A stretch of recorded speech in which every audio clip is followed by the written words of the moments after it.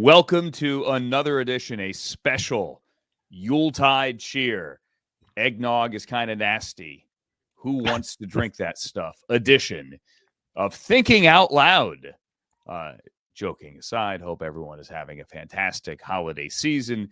Your travel goes okay. You weren't on American Airlines for those 2 hours early Tuesday morning when everything went down, and that you are getting to Grandma's house safely, like Santa, and ready to spread holiday cheer. My name is Andrew Siciliano. You heard in the background the festive chuckle, much like an elf on the shelf. Although the elf on the shelf doesn't really make noise, he just stares at you in a creepy fashion from behind a shelf. I don't know. Sam Betesh, how the heck are you? I'm rambling. Elf on a shelf. I'll take that. Elf on a shelf. That's a good one. There's one of our favorite restaurants in the South Bay here in Southern California has an elf on the shelf, and I'm a frequent resident of said restaurant and bar. And the elf on the shelf during the holiday season is always bouncing around, as the elf often does, except you have to find him on a different bottle every night. Okay, that's funny. So sort of a Where's Waldo elf situation. I like that. In regards to eggnog, I would say it ranks ahead for you of the mayonnaise cocktail that we found. It's dairy. So I don't need to drink dairy with my alcohol. So have you, by the way, found, which I did, a dairy-free eggnog? And I was only curious. Not that I needed eggnog in my life. That's because I would need eggnog in my life. I understand that. I didn't. I was curious for the both of us, and because the non-dairy meant that it didn't exactly have eggs in it, I felt better about it. I like eggs. I ate eggs for breakfast yesterday. I made them myself. But egg in a cocktail? I like eggs. I truly do like eggs. I just don't need creamy white sauces or beverages. You know what? Get rid of the creamy white sauces or beverages for 2025, and America would be a much better place. It would also be a much more fit place as well.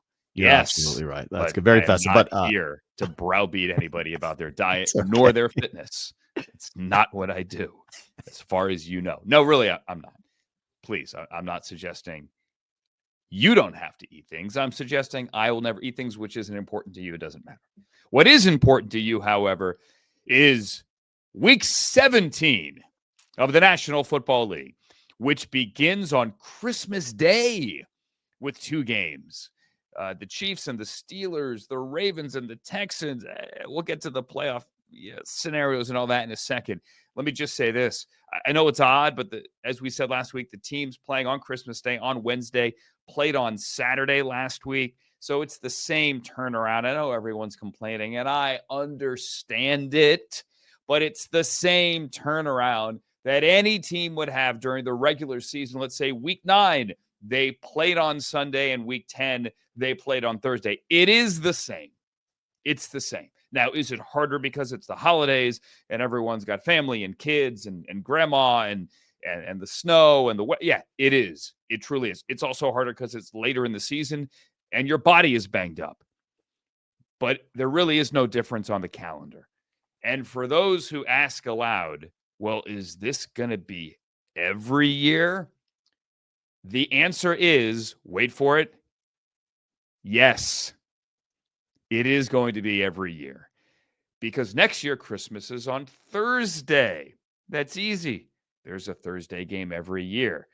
The year after that, in 2026, Christmas is on Friday. You see how the sun rotates and the calendar works, right? It's interesting. Leap years, yeah, of course. Yeah. Then it goes Saturday. Then it goes Sunday.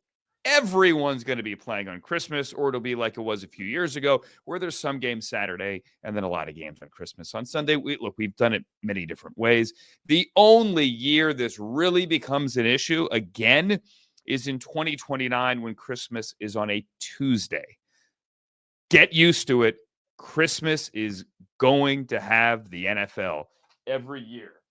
Which, by the way, I think this is most interesting for the NBA, really. There was a time when the NBA right now. Right. I mean, think about it, though. The NBA used to sort of own that day, right? That used to be sort of the coming out party for the NBA. It's when the NBA season should begin. Yes. Really. And for many people, it does. Yeah. But you see this? I reached back here. This is the Duke. Nice. This is the NFL football, right? The Duke. Santa's going to leave a Duke under your tree. Yes. Every single year. We have so many footballs here. We've got the We got the Crucial Catch one. We've got another Crucial Catch one. That's exciting. I like that. What else we got here? We got Salute to Service football. That's good. There's more. Hold on. Please give me another. There's the gold 50th like 50th Super Bowl one. What's this one? This is just the NFL 100 one. That's good. I just to play along. There's more. My friend Drew gave me a flag. The Dabo Sweeney Clemson game ball. I have one of those. Siciliano game ball. Come on, that is good. Nice. Anyway, what else? Then the baseball's behind you too. We could go through that, but yeah, no, it's okay. All right. They all have stories. I mean,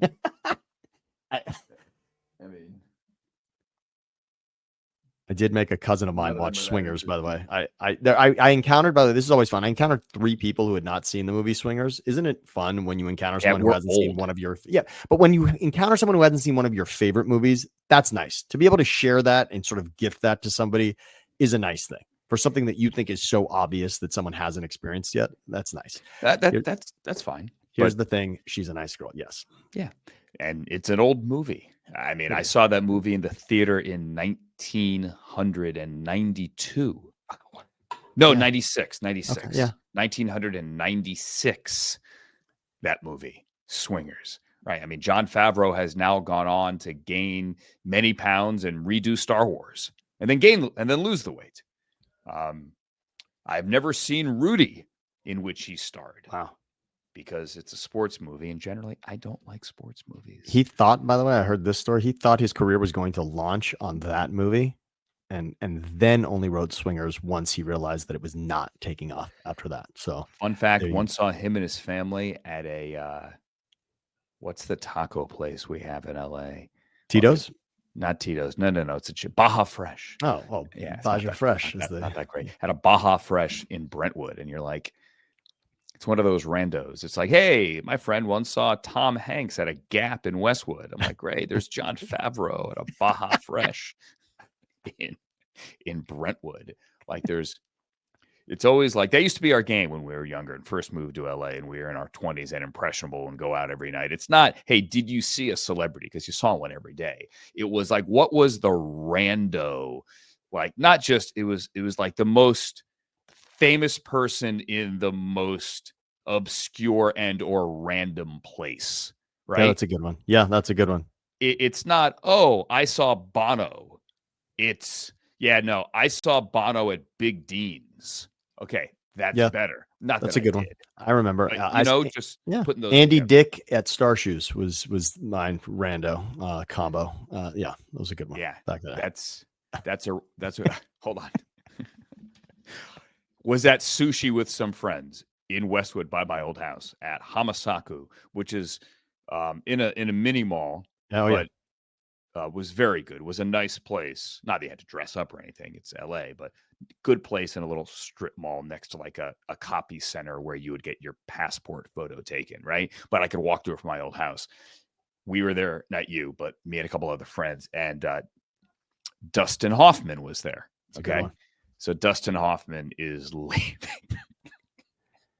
And my buddy Mike, who, and I've told the story before, he's not Mr. Hollywood, works in real estate. My best friend, traveled the world with him, but like he doesn't know. But he recognizes who people are, but just doesn't always click. And he's like, hey. I'm like, I see, buddy.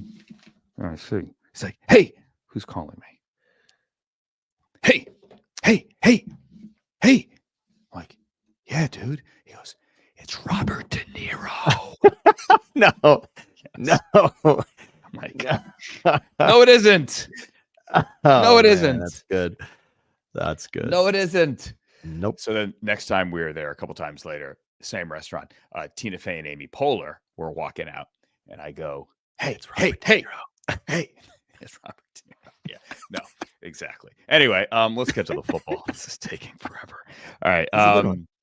It's true. Let's just run down quick. You want to do the top seeds in the AFC and the NFC? Yeah, let's take a look. Let's put baseball terms on it. Let's go AFC first. All right, the AFC. Chiefs won again because, of course, they won again. They won again. They have Mahomes. He practices the dark arts. He's a sorcerer. They won again. They're 14-1.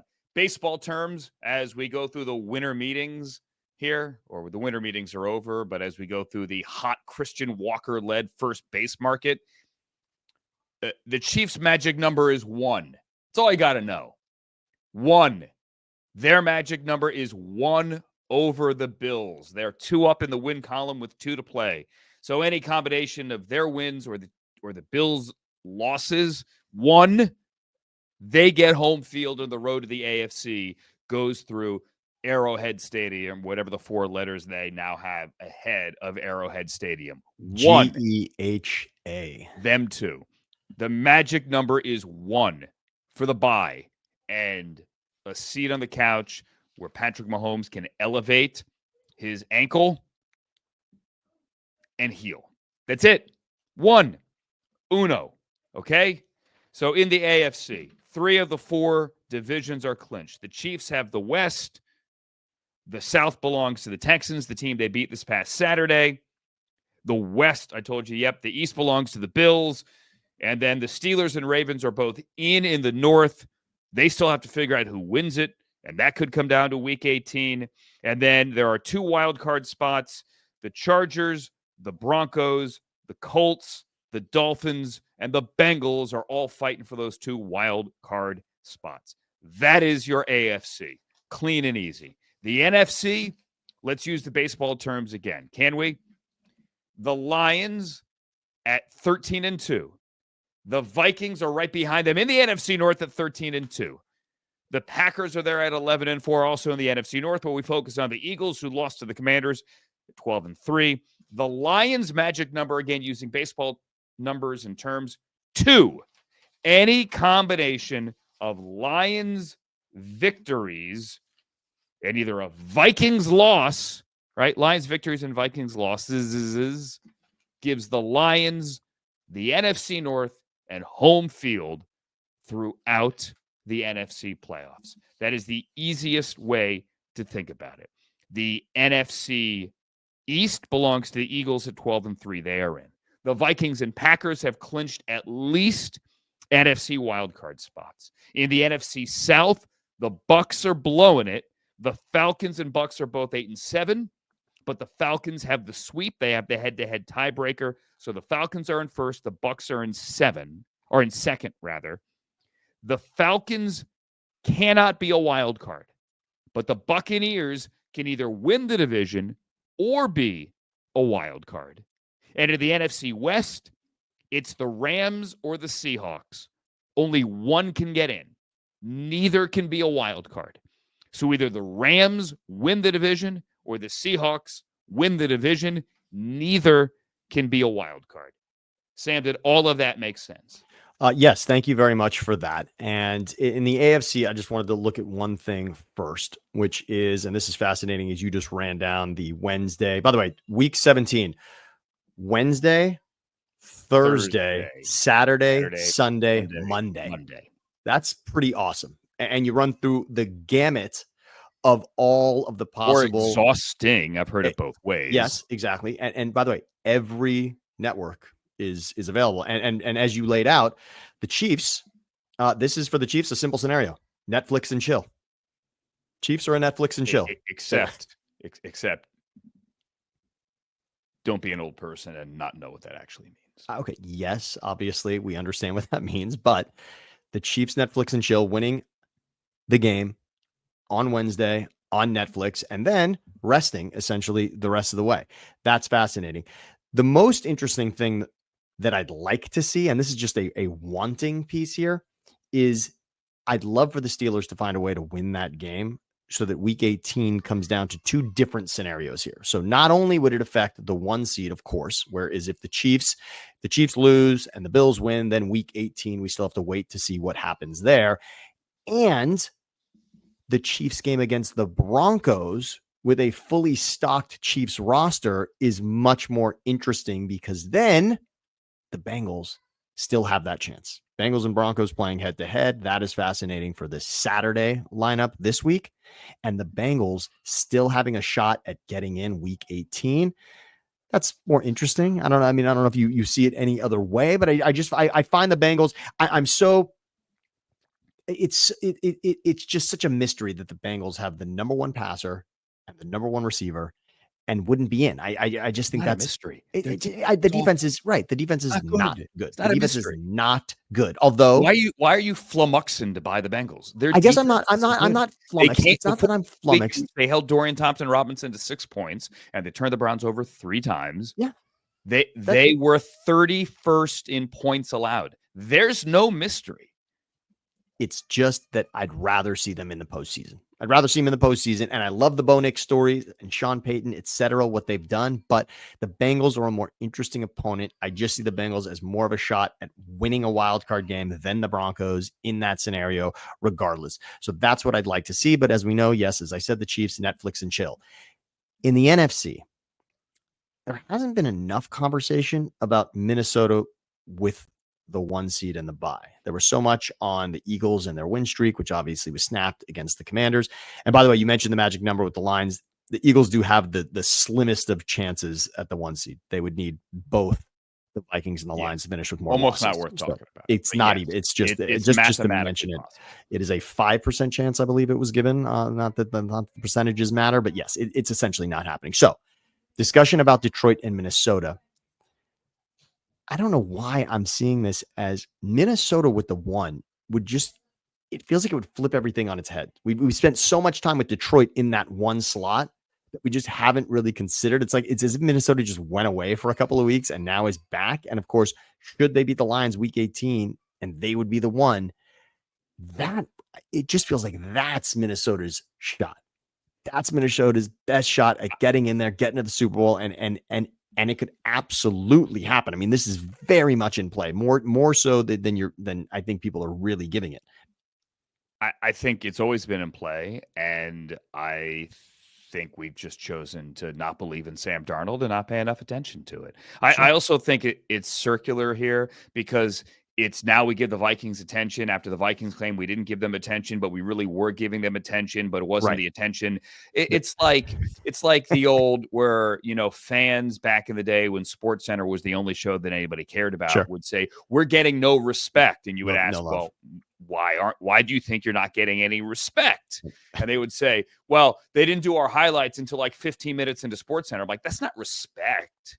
That's just a producer deciding what he thinks is the most fun or is going to get the most eyeballs or the highest rating or the highest viewer retention on your A block, right? That's what that is. Well, that's respect. I'm like, no, actually it isn't. It's nothing to do with respect. They respect you. They just choose to not give you the same attention. Well, attention equals respect. No, it isn't.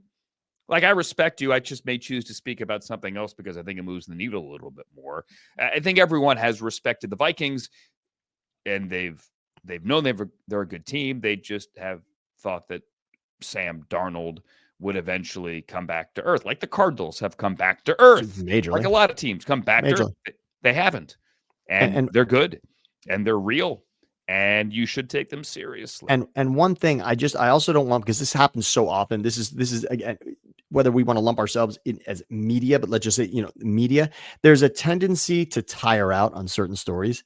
And so in our mind, Detroit is this excellent behemoth of a team. But I'd love to take a step back and recognize the Lions making it to the Super Bowl and what that would mean for a league that has been so used to the Lions being irrelevant other than playing on Thanksgiving Day. I mean, the Lions have been a dorm. I mean, they were good last year. This is a 2-year run for them here. That's fine. That's fine, a 2-year run. But a spectacular collapse in the NFC Championship. Let's call it what it was. Sure. It was a collapse. They were there to win that game. It didn't happen. The Lions being the Super Bowl, the Lions winning a Super Bowl, I mean, forget it. But even the Lions being in the Super Bowl, I don't want to forget, as much as I'm thinking it would be cool to see Minnesota as the 1 seed, the Lions to be the most dominant team, almost wire to wire in the NFC for an entire season and then going to the Super Bowl. They're not there yet. That is unlikely. Wow, would that be unlikely? I mean, that's just, they're not there yet. No, they're not. And there's a lot. They could be. It would be a great story. That's why they play the games. Yeah, number 1 offense in football. Points per game is pretty special. Yeah, they're great. Let's do the Rams scenario here because we've been doing this for a long time.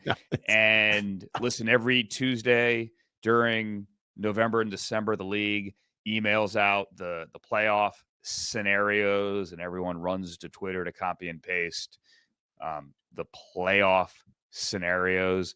There are people out there, Joe Ferreira, among others, Ivan as well, who have been crunching these numbers, and they have the stuff like Sunday night, but they're not official. And there are a lot of times I would come into the office at NFL Network and go, guys, you realize it's X, Y, and Z, and this team is in. And they'd be like, yeah, we've done that math, but it's not official yet. We can't go with that. I'm like, but it's right. I have never seen the league tweet out, email out, send out as an official scenario what they did today. I'm going to read from this piece of paper here. I'm going to hold it up. I mean, bad focus, but here it is. This is an official league document. The Los Angeles Rams can clinch the NFC West division title with Week 17. A Rams win plus a Seahawks loss or tie. Easy. Okay?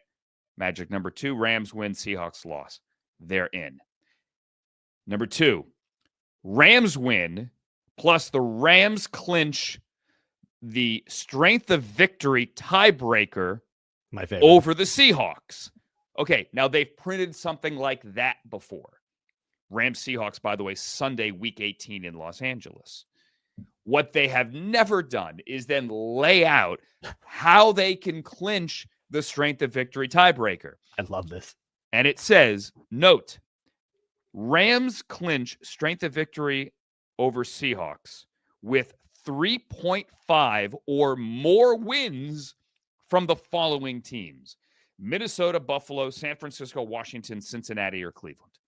And they laid them all out. They're on the screen here if you're watching on the YouTubes. They laid them all out. They've never done that before. So the Rams can wrap up the division this week. If they win, if they beat the Cardinals, the game is in Los Angeles. I have 2 tickets available. Go to SeatGeek if you'd like to buy them. And then 3.5 victories from that list. That means they need 3 wins and a tie, or 4 wins, 3.5 victories from any of the 6 on your screen. It's like choice of sides at the barbecue restaurant. Would you like the slaw? Is it a mayonnaise slaw, a vinegary slaw? Would you like the beans? Would you like the what else? The collard fries, greens, corn on the cob, the corn on the cob, French what fries. Would you like? Mashed potatoes. What would you like? Or like a dim sum menu, or like it's the prefix menu where you're like, really? There's a prefix menu? I'm just ordering like steak, chicken, or fish. Really? That's it? I can't order anything else? Can't you? No, sir. We didn't prep any of those items on the menu. These are the only 6 you can choose from. Please, choice of 3.5. That's it. They actually did this. So there is a scenario, and it's not that far-fetched. No, it's not at all. It's really not that far-fetched. That Week 18 Rams Seahawks don't mean anything. And if that's the case, I have 2 for Rams Seahawks Week 18 that you could also buy right now on SeatGeek. Buy them now while the game's starts. You know what's most interesting about this? And that scenario is wild when you put it up there and look at it. Although when you look at what those games are, did we run through the opponents on the 6 teams that are playing and the 4 wins that you could get? No, because that's exhausting. They're all, yeah, but they're all just so winnable. When you look at it, it's from an elimination pool standpoint, if you're looking, they're all very winnable. I'd say Niners Lions is probably, maybe the most that seems right now. But difficult, you only need 3.5 of them. Exactly. You need 3. It looks very, very possible. Cincinnati's got a game they're absolutely. Cincinnati and Washington are both playing for something. Absolutely. So is Buffalo. So is Minnesota. It's just those 4 right there, quote unquote, need a win for everything to stay alive that they're looking for. So it really, really is possible. But I was going to say the most fascinating part of the scenario is that there is any NFC West clinching scenario in Week 17 based on how this division has looked all season. The Cardinals were leading this division. Was that a month ago? Was that a month ago that the Cardinals were on top in the West? It certainly feels like it, and they were for some time. And the Seahawks, we know 3 weeks ago, were leading, and now the Rams are. And the fact that the Rams have a clinch, and the fact that we all had Week 18 circled with Seahawks and Rams, and it could mean nothing. That's hilarious. Or it could be the division title game, and it could be Sunday night. And it's a win and in because, as you mentioned, neither would get the wild card. Right. That's pretty Neither interesting. can be the wild card. I'll say about that scenario, I'm so glad that our friends put together the strength of victory scenario spelled out as clearly as it has been, because that is so rarely understood. In years past, they've never done it. I've never seen it, and they've never done it. Like, and I had 14 years at NFL Network. We would get the scenarios, right, and they'd be clean. And I would sit there with the research staff because I geeked out on this stuff, and I would go, wait a minute, but strength of victory, this and this and this and this and this, and all of us, we would have fun doing it.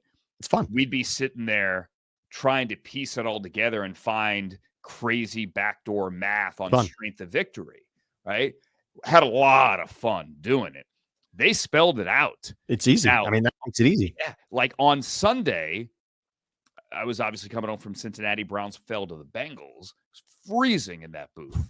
Absolutely freezing. I was okay. I had my Browns issued team, dry fit tops and bottoms. That was good. But my partner, Nathan Zagura, said it was the coldest he had ever been in the booth. Bengals turned the heat off in the booth because we opened the window. Same for CBS. Did you see Spiro Ditas with that absolutely fantastic scarf? Yes, he had to wear it because there was no heat in the booth. Turned it off. They turned it off. Thank you. Thank you, Bengals. Turned it off. Actually, wasn't that bad. It really wasn't that bad, but we did have water bottles freeze on the desk. Like, not a TikTok trick, not for the socials. Should have put it on the socials. Yeah, you should have. Bottle of water. Frozen. Anyway, but here, the league spelled it out. Like, here's your choices. Go get 3.5 of them, and you'll be good. Anyway, I'm coming home, and from the Bengals game, Browns-Bengals, I'm running through airports, and I got a text from somebody with the Rams trying to, asking about my game and how it tied into their game. And I'm like, wait a minute, what? And then I had it explained to me about strength of victory tiebreaker. I'm like, oh, wow. So they were on top of it. And they knew what was going on. It is that time of the year. All right. Let's get to, now that we get the playoff scenarios out of the way, let's do a quick thought here on Jaden Daniels, because, Sam, this relates to your Eagles. Jalen Hurts knocked out, concussion, not knocked out, but concussion protocol. Kenny Pickett had to come in and do the thing for the Eagles last week. He's not the story. What is the story is Jaden Daniels won the Rookie of the Year. Now, you can push back and say, Bo Nix. I've seen Bo Nix in person. Heck of a quarterback. The Broncos found their guy. Good for them. I like him. I think he's really good. He can make plays with his legs. He doesn't get flustered. He can throw the ball downfield well. He can throw on the move. Far more athletic than you think he is. Love him. Brock Bowers has 100 receptions already. It's all but a lock, regardless of who's throwing passes for the Raiders. Good job winning, by the way, Raiders. Thank you for that. That he's going to break Puka Nakua's single-season record set a year ago for receptions as a rookie. Brock Bowers is phenomenal. But Jaden Daniels is the Rookie of the Year, and I don't need stats. Matter of fact, I don't want to hear the stats. Don't tell me the numbers. What he did with the 5 touchdown passes and rallying the team back. Again, just another ridiculous chapter. He deserves it. He has resurrected a franchise. Remember that iconic image back in 2012, week 1, the Redskins on the road in New Orleans. RG3 sitting on his derriere at the Superdome, hands up in the air like this after throwing a long touchdown pass. Remember that? Jaden Daniels has a season worth of those moments. Not to take away from RG3's amazing 2012 campaign. Wish he had stayed healthy. Wish that could have continued. It didn't. Jaden Daniels is that, and then some, and then some. He has resurrected this franchise. He rallied them back again. He is worth the price of admission in every building he plays in. Give him the Rookie of the Year. And if it isn't him, call me about Brock Bowers, but it's Jaden Daniels. Just give it to him now. It's also the position, quarterback being what it is, and the learning curve at that. Exactly. And I know and people talk about wide receiver being one where the curve is generally very slow, but we understand that quarterback is so much more nuanced than that. Malik Neighbors and Brian Thomas, both fantastic as well. And that's actually, and that's exactly what I was going to say, which is essentially quickly skirting past the idea that I don't even have to say that I agree with you because the world does at this point. At this point, the 5 touchdowns, and yes, we can say had to overcome turnovers as well. There were the 2 picks and the 5 total turnovers by the offense. Of course, 3 he had nothing to do with, but that is a small part of it. There was also a lull, if you want to call it, in his season, but it's really a lull between history. He had the most prolific 4-game start of any quarterback ever, not even discussing rookies, ever. First 4 games for any quarterback ever from a completion percentage standpoint. He had that. Yes. Then there was a bit of a lull, but the Eagles win solidifies it. Totally with you. But I wanted to say this much for LSU. The fact that LSU has 3 offensive rookies in the conversation is pretty special. And the one that we didn't see coming necessarily like this would be those Jaguars, Brian Thomas Jr. Just wanted to say, Brian Thomas, when it comes to receivers, the offensive receivers this season, Brian Thomas Jr. is the runaway there. But the idea that Brian Thomas, Malik Neighbors, and Jaden Daniels, 3 players from LSU, are all in this conversation for offensive rookie of the year. How did they? And by the way, that was not necessary. And this is not now, again, Burrow came into the league, right? I mean, Burrow and Chase, they didn't lose a game. That's one thing. And that was obvious. Justin Jefferson, Burrow, and Chase. Think about that. And they did not lose a game. In fact, that is still the most prolific offense in college football history. Give it to that. But the idea that this team wasn't, you're right, LSU, how did they ever lose? And they were not really all that competitive. They did beat Alabama once, but that's all. I just wanted to say Brian Thomas. You mentioned Bowers. I just also wanted to tip of the cap. Brian Thomas, what a special season for a team that's not doing anything special in regards to the Jaguars. That's it. But also Jaden Daniels, and we're not going to show them necessarily right now per se, but the Hail Mary as just a moment, right? The Hail Mary, obviously a walk-off win in regards to the Hail Mary. The walk-off throw against the Eagles to Crowder, another one. And remember, the Monday night throw while getting drilled against the Bengals. Those 3, and that put away the Bengals, wasn't a walk-up, but that essentially sealed the game. Those 3 passes alone, as you said, the Rolodex of memories and moments from Jaden Daniels, we may never see anything like that from a rookie at all. Until Cam Ward does it. Okay, sure. Yeah. Of course. No, it was fun while it lasted. Yeah, there is always a next. And if you want to see a collection of talent, may I take your eyes to Columbus, where the Buckeyes handled Tennessee, and another one of these home team gets a blowout victory in the opening weekend of the college football playoffs. Remember, Marvin Harrison Jr. is already with the Arizona Cardinals, and then he was replaced by Jeremiah Smith. But Ohio State has 2 first-round talents at running back. Running backs don't necessarily go in the first round, but they have 2 guys back there in Travion Henderson and Judkins, plus 3 at wide receiver. 3. Wow. 3. In Jeremiah Smith, who can't get drafted for 2 more years, in Emeka Ibuka, who's a senior, who's going to be a first-round pick, and Carnell Tate, who maybe he's a second-round pick, maybe, but he's good enough to go in the bottom of the first. Carnell Tate on any other school is a legit number 1. Oh my, that guy's near the top of your draft board, wide receiver. They have all that talent. So much talent. It's ridiculous. And I think Ohio State's going to win the entire thing. I truly do. Throwing Caleb Downs on the defensive side of the ball, there's another first-round pick. You have a first-round pick, at least 1, maybe 2 on the offensive line. That team it's an embarrassment of riches. They should have beaten Michigan by 4 scores. They didn't, and now I think they're going to win the entire thing. All right, moving on. Final thought here, if you will. Happy holidays for Mike McCarthy. You saw after the Cowboys held on, they beat the Buccaneers. Full disclosure, I was falling asleep on the plane, just exhausted, and my Wi-Fi was spotty. But Buccaneers fumble the ball late. Cowboys win. Cowboys now have a very reasonable shot. What do they have left? Cowboys have Philly and Washington, so they're 2 tough games. But right now, Dallas is 7-8. They're right around 500 after multiple 12-win seasons for Mike McCarthy. You saw the embrace and the conversation in the locker room. Jerry Jones and Mike McCarthy after the game, and Jerry has repeatedly, and Steven as well, said all the positive stuff out loud the last few weeks about Mike McCarthy. I personally think the Cowboys might be better served with something different. I'm not convinced that you bring Mike McCarthy back, they're going to win a Super Bowl next year. But I just want to remind people that how do I say this? I think a lot of people are getting the Mike McCarthy story wrong. A lot of people are like, well, are the Cowboys going to fire Mike McCarthy? That ship sailed. He's not getting fired mid-season. They are not going to fire him. His contract is up, people. The question isn't, should you get rid of Mike McCarthy? The question is Mike McCarthy worthy of a multi-year, 8-figure extension? That's the question you should be asking.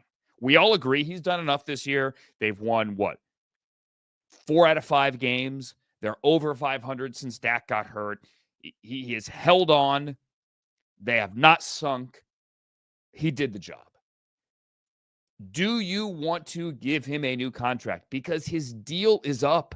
This is Jason Garrett all over again. This isn't fire him. It's, do you want to bring him back for multiple years? Because he doesn't want to come back, I'm assuming, for just a 1-year contract. And that's not fair to anybody. If you're Jerry Jones, if you're the Cowboys, are you willing to say, hey, let's pick a number, let's call it 9-10 million. Let's call it 10. And now it doesn't count against the cap, but are you willing to give Mike McCarthy 3 years and $30 million? Are you? Because if you bring him back, you're going to bring him back for multiple years. Don't listen to the screaming heads on TV that are misframing or framing this poorly. It's, do you want to give him a multi-year extension? Because, Sam, his deal is up. And I think it's one of the most misunderstood football stories of the entire season. He's a free agent. There are, for example, the Jets use a team that already has an opening. If the Jets or the Saints, for example, wanted to sign Mike McCarthy, his contract is up at the end of the year. There's nothing this league likes more than hiring a coach from somewhere else. It's very rare. I mean, again, the stories of teams that find the new name and it works out. Yes, that has happened. And we all remember when Gruden was really someone we hadn't heard of when the Raiders hired him. But so often, and retread has a negative connotation. I don't want to say that. Experience, though, gets hired again and again. Someone who has done it that you can say, wow, we'd like that guy that did that thing for him to do that over here with this team. That is what you see again and again. Mike McCarthy would be a head coach somewhere else. He would be a head coach somewhere else. In my estimation, he absolutely would. I also wanted to say quickly, looking at, and not necessarily coach of the year conversation, but how many coaches this season are having wildly spectacular seasons. There are teams playing over their head this season. And there are teams. Matt LaFleur. Yes. But again, LaFleur and O'Connell, different conversations. O'Connell is the classic, we didn't expect this from Minnesota, and they are over their head. Green Bay is, he does this every season. All they do is win. LaFleur wins and wins and wins. 13 wins, 11 wins. LaFleur wins. With Rodgers, without Rodgers, LaFleur wins and is worthy of the conversation. Again, the Steelers are good again and again and again. What Tomlin did this season, particularly to the decision that he made between Fields and Russell Wilson, we'll see how it plays out. We'll see how and again, winning the division would be more of a conversation and more of a feather in his cap than not. But regardless, the Steelers are better than we expected, I would say. I mean, it's a team that never has a losing season, but better than expected. Can I interrupt real quick? Yeah. About the Steelers? Sure. How many playoff games have the Steelers won with since TJ Watt got there? Okay. Since TJ Watt got there, the Steelers have won. I'm going to guess 0. Yeah.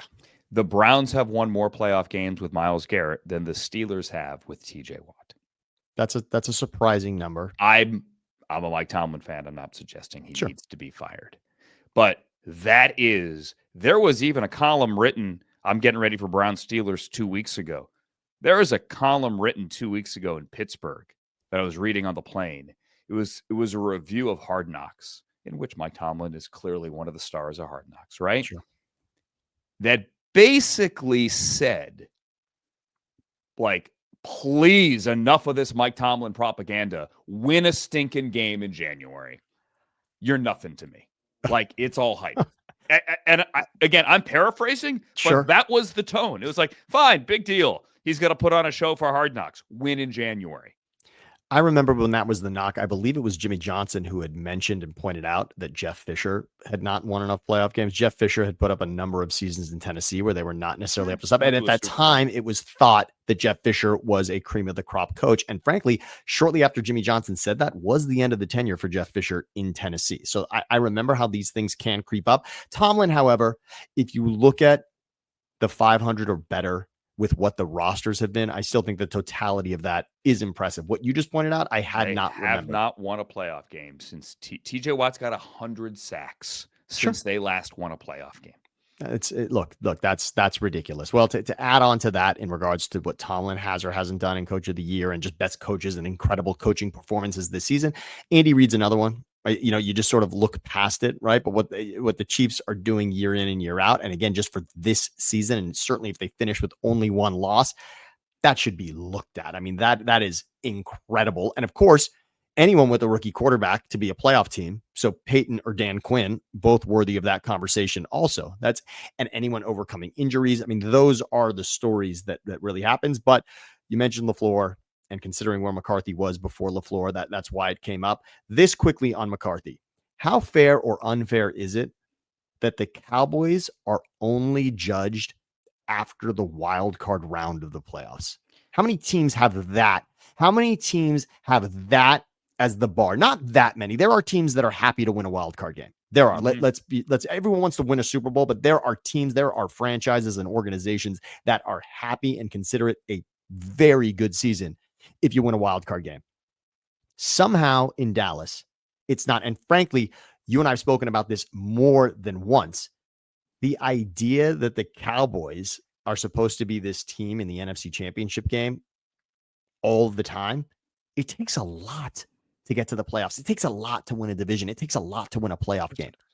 And it's unfortunate that New England and now Kansas City has done so much that fan bases think you just write the name in. Andrew, what's the number? How many new playoff teams do we have every single season? 4 minimum, right? 4 minimum every single season. It's 4 minimum for like since 1970, something like that. Yeah. But it's usually 7 or 8. Okay. So that goes to show you don't just write these teams in pen at the beginning of the season and say, that's it. We're the Niners this season. It doesn't happen. You're not just in the playoffs because you had a good season last year. It doesn't happen that way. So to be relevant each season, and again, this one you'd have to chalk up to injury for McCarthy, wouldn't you? You'd have to say you lost Dak. Yes, they're 4-3 without Dak right now, and we'll see what happens over the next 2 games. They're playing above their head right now. That's not going to be enough for the Cowboys. It's not. No. It isn't, but a lot of it is just the hype machine. I mean, it's the hype machine. Get ready. I mean, go watch the Netflix trailer for the Jerry Jones doc. He says, he looks into the camera and says it's going to be a soap opera every day. Those are the Dallas Cowboys. So it's a hype machine. I mean, also, period. Jerry Jones has also been oddly loyal to head coaches. Yes, right. Look at his history. Right. I mean, Chan Gailey, Wade Phillips. There have been Jason Garrett, for that matter. There have been coaches that I would say he is stuck with longer than other owners. And yes, many of them have ties to the organization from the past, and maybe he's got some nostalgia there, but he does hold on to coaches. So I wouldn't be stunned. I just think it's probably too easy. You know, when you're in a relationship. He's coming back. He's coming back. Mike McCarthy's coming back. Okay. I'm saying that fans are misunderstanding the conversation. It's not, is he getting fired? It's, you got to pay the man. Right. Right. Like if you bring him back, it is a multi-year return, to your point, because he doesn't get rid of coaches. Exactly. And to me, that's a lot to commit to. That's a lot, because in so many ways, the Dak injury feels to me like there's 2 different Mike McCarthys this season. This is almost the minus Dak is almost the interim version of Mike McCarthy. He's almost the interim head coach, the without Dak part of this. Because getting this roster to this point is one thing, but getting the fully functional roster is another. But I guess it's easy to point to the idea that Dak was gone. And I'll still say it because I've said it so many times. The run game, I just don't understand what the commitment was this season from a running back standpoint. I thought Rico Dowdle's going to get 1,000 yards, man. Okay. Okay. For a team that is in the conversation for best rushing offense year in and year out, it wasn't this season. Just telling you. That's and fun. By the way, about the point you made about how many playoff teams. Yeah. Right. So let's look at the AFC. Kansas City, Buffalo, Houston, Baltimore, Pittsburgh have all clinched so far. What do they all have in common? Last season, right? Huh? They were all playoff teams last year. They were all playoff teams a year ago. So there are 2 spots remaining in the AFC. They will go to either the Chargers, Broncos, Colts, Dolphins. Like the Dolphins have a shot. The Dolphins made the playoffs a year ago. Bengals did not make the playoffs a year ago. They're still in the running, but in all likelihood, we have 2 new playoff teams in the AFC. 2. In the NFC, Detroit's in, Philly's in. They were in last year. Green Bay is in last year. Minnesota's in. That is the only of all the playoff teams now. We know 9 of the 14 playoff teams. Only one of them, the Minnesota Vikings, is a new team. That record or that streak, it's in jeopardy. It's definitely in jeopardy. Now, the Bucs could get in and win the NFC South. Unlikely, but right now Falcons have the upper hand. The Bucs could win the NFC South. The Rams can win the NFC West. So they would be repeat teams. And then you would have 1 spot remaining in the NFC, likely the Commanders. And then there's a chance we only have 3 new playoff teams. Could it be 2, by the way? We'll actually only have 2. Yeah, could it be 2, right? The only guarantee is 2. Potentially. But I think it's more likely 3. But there's a chance, yeah. So this is, okay, it's in jeopardy. That's great. We started, you and I started this season marveling at who the 4 to 6 teams were going to be. Mm-hmm. The idea that we're only going to end up with 2 or 3, or could, with 2 weeks left, that's a good one. Yeah. That's a good one. And especially because so many seasons have seen so different and new because of what Washington has done and Minnesota has done, because those have been such storylines. It makes everyone think and remember to, oh, wow, yes, new teams always. But yeah, that could be nearly it. Chargers would be interesting also. It could happen. So put that in your stocking and smoke it. There, whatever that means. I just made it up and it makes no sense. Happy holidays, Merry Christmas, Happy Hanukkah. Hope everyone is safe and happy and healthy and can spend it with family one way or the other. Good luck getting to where you're going. Please drive safely, 2 hands on the wheel. Don't drink and drive. All those fun things. Here's to peace, health, happiness, prosperity, and everything coming up in the new league year. And the new year as well in 2025. The new league year doesn't begin until mid-March of 2025. Sam, the same goes to you, obviously, and your family as well. Happy Hanukkah. Yes. Keep them candles torched, as somebody once said. And who was that? That was like a video. Remember? It was like interviewing Shaq at Hanukkah. Remember that? Yeah. Keep them torched years ago. Before TikTok. Go look it up, kids. Yeah. Keep them torched. For Sam, I'm Andrew. So long, everybody.